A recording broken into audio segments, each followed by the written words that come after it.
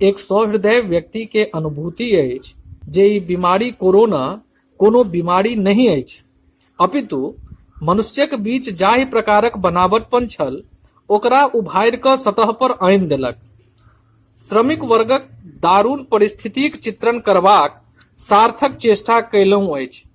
प्रस्तुत अछि मैथिली में रचल हमर प्रथम रचना, जकर शीर्षक अछि घाव। ई बीमारी नाम कोरोना सब भेद सतह पर आनि देलक। महीना दू महीना पाछू भेलै सब विकट समस्या प्रकट केलक। जनका पाव सब रोटी तोड़ेथि, ओ रोटिक चाह परदेश गेलनि। एहि विषम परिस्थिति कालखंड में परदेश ने हुनकर गाम भेलनि। जनिका पावि अंकुर फूटल, जनिका बल सँ उद्योग चलल। हुनकर देलकनि सब हाथ छाड़ी, माथक छप्पर गेलनि छिनाय। लाचार विवश तिरस्कृत भऽ, असहाय निरालंब अपमानित भऽ, सब कर्म वीर पीव सोनित के नोर। जीवन में आयल नवका भोर, सब गाम दिस कैलथि महाप्रयाण।